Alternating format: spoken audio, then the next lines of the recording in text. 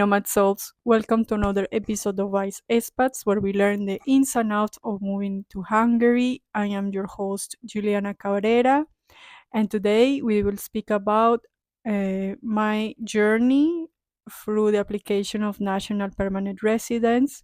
So, this is gonna be my personal story, and it's not only about other successful client stories. I have to go through this as well, so I understand you completely, because I have suffered from these procedures and I have got the necessary insights for this as I live it firsthand. Now let's speak about the necessary documents that I need to apply for this national residence permit. But first, let's summarize what was going on at that time. I applied on December of 2023 because there was gonna be a huge law change, and I had previously a gainful residence permit for about 3 years, and um, I had already the necessary bank savings for applying to the national residence permit. I was actually planning to apply on May of 2024, but I have to hurry up everything because of this change of law, because the gainful activity or get self-employed permit was not going to be suitable anymore for the national residence permit, so I had to apply on before the end of 2023. And the documents I needed was I needed a birth certificate, so I got it from Colombia, my country of origin, and I had it stamped and legalized from the Ministry of Foreign Affairs. You can do it online in most of the countries, so it is an easy, straightforward process. And then I went to OFI for translation of this birth certificate. They also translated the apostille, so it was like quite expensive. Then, because on the forms of Enter Hungary, I wrote down that the country that I reside before moving here was Turkey. Um, I got the criminal record from the consulate, the Turkish consulate in Hungary, and I had it also apostille, and I also translate this to Hungarian on OFI translation office. And then, of course, I need 1 year bank statements. I got some NAV certificates from my accountant, and also a letter saying what was my latest 3 months income, 6 months income. And from the NAV certificate, I got a certification of zero tax debt, and also um, what was my income for the year, for 1 year. And what else? Full passport copy. I didn't translate the first page of my passport because I apply from Budapest and it is not needed. Only it is necessary to translate the first page if you are applying from the countryside or any other cities. And I also needed my accommodation reporting scanned, the Thai card scanned as well. Um, Also, I wrote down a CV where I stated uh, like a summary of my profession, my education, and what I'm doing to integrate to the Hungarian society in terms of voluntary services or also learning the language. I also stated why I wanted to be a permanent resident here. So I said about my business that I already have a huge network of clients and also that I'm married here and my family is now here. So um, this was one of the documents, and I also requested some letter of recommendations from my previous professors from the university in Hungary, from my friends, from my family in Hungary, saying that I am a good citizen and I have like got used to the life here, and they have met me because they are family or friends through this and that.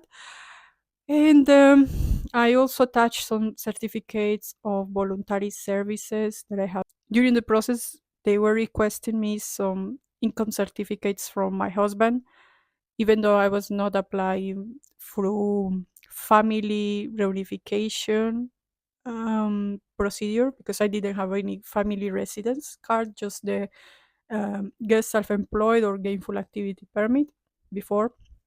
So I submitted the income certificate, the work contract of my Hungarian husband. And also, I have to notarize my rent contract, so I had to go to the government office or notary, sorry, with the landlord and sign the contract there. Um, so, but that time I was already married. We got married in Colombia. Um, so I brought the original marriage certificate from Colombia. I apostilled it before coming to here, and then I translated it to Hungarian.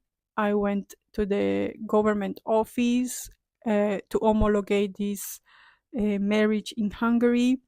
It took about 2 months or 3 months, I don't remember. And our uh, marriage was already legalized here. Um, I brought also the document that they sent via post about our marriage certificate. It's already approved here, and I submitted also on Enter Hungary after some months. So if you want to apply for family residence permit, this is just um, let's say a tip for you or an advice. Please try to consider 2-3 months before the application, um, because you need to legalize the marriage here. So I submitted all the documents on Enter Hungary on December 26th of 2023, and I went to the Budofoki office to get my fingerprints before the 15 days, and my photo, and I also submitted the forms that I need to sign, and the one that had the photo originally there with the birth certificate, and they also took the translation of my marriage certificate. Um, it Then after, let's say, March 2024, I got a letter for pending documents, missing documents, which I had already submitted before.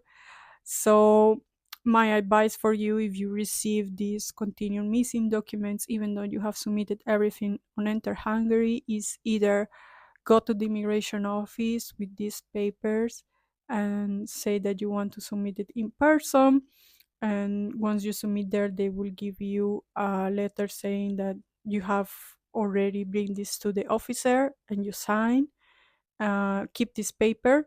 Or you could either, on the letter of missing documents, on the upper side, right side, there are the email addresses of the officer.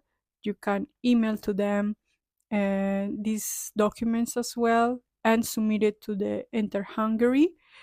Or if you want to be more, let's say, cautious, you can send in also these original papers through post office in the letters, or also in the immigration office website are the addresses. In my case, for submitting missing documents, I have to go every time to Szegedi UTSA office, because this office is specialized for national permanent residence permits. I got finally the approval letter that my residence permit was gonna be valid up to 10 years. Um, I was really happy, but I mean, this procedure didn't end there, because then I received another letter from the local government office saying that I have like 20 days to go there, and in order to get my foreign ID card and my plastic address card, and I had to bring my accommodation form, my birth certificate, my marriage certificate, my passport, of course, my previous residence permit, and I had to bring a translator with me. So they took me the photos. I have to fill out some data as well, and they gave me my foreign ID card there, and then they emailed the address card to my home. And was mainly my experience with this type of permit.